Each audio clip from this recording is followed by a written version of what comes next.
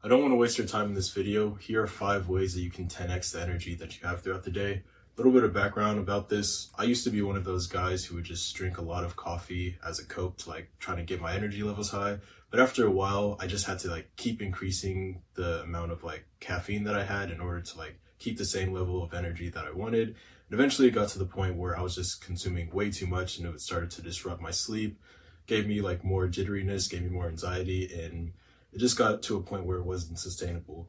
These ways that I'm going to show you, they're way more sustainable, they're healthier for you, and I don't even need coffee throughout the day. It's just by using this, it's better, way better than coffee. So yeah, first thing is that you need to start doing cardio, specifically zone 2 cardio, and I do this for about 30 to 45 minutes, 4 to 3 times a day. A big part where a lot of people get this messed up is that when they do cardio, they think, okay, I'm just gonna go all out and go as fast as I can on the treadmill, or do huge sprints, and that's fine to do on its own thing. But specifically, if you're trying to get more energy, that's not the way that you want to go about it. Zone 2 cardio is pretty much where you're still able to breathe completely fine, and if you wanted to, you could still have a conversation while you're doing the cardio. It's pretty much just very low intensity cardio. But again, a lot of people get it messed up because they go too intense. You want to go at a rate where you can sustain it for a very long period, i.e. 30 to 45 minutes.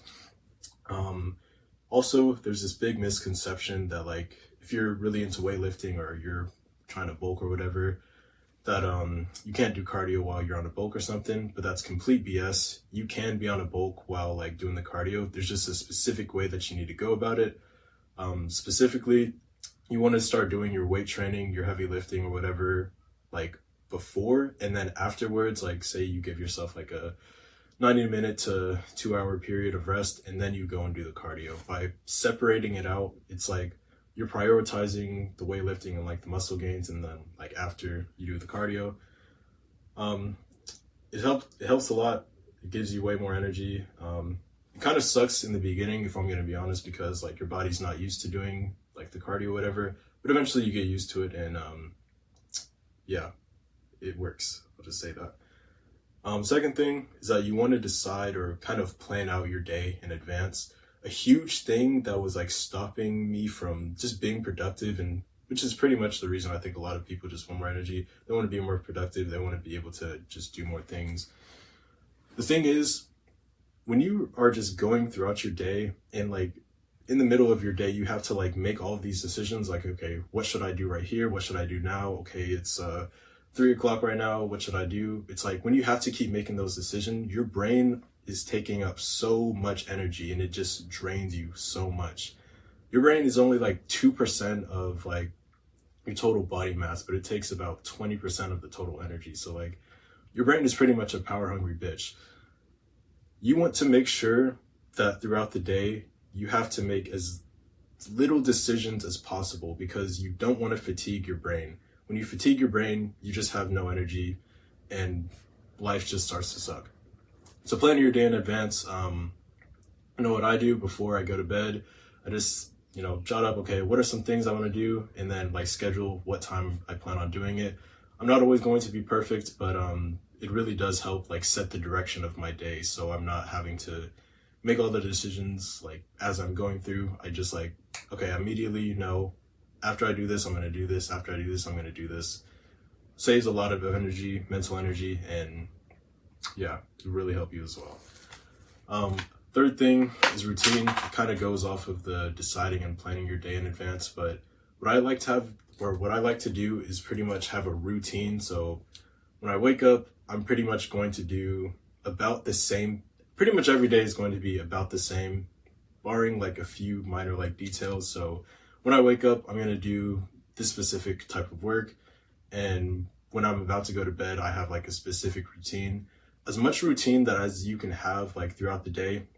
Again, kind of on the second point about planning, it just makes things a lot easier for you. Your mind doesn't have to think as much. You save way more energy. You're way more focused. You're way more productive. It's a huge game changer if you're not already doing it. The power of habit is incredibly strong. Just start to have some kind of routine or structure to your day. This is probably going to require you to like be waking up and going to sleep at the same time every day. If you're not already doing this, I mean, this is going to be a huge thing for you because it's going to dramatically increase the amount of energy that you have throughout the day. But yeah. Fourth thing, you need to start drinking lots of water. This is something that I think a lot of us hear a lot of the time, but it's like we don't actually do it. It's like a very simple thing to do, but we still don't do it. The thing that I found out is that if your pee is like still yellow or like a darkish kind of yellow, there's a problem. Your piss should like literally be clear most of the time. Like, man, it's just so crazy. Basically, what I do every 90 minutes is I drink a bottle of water. So like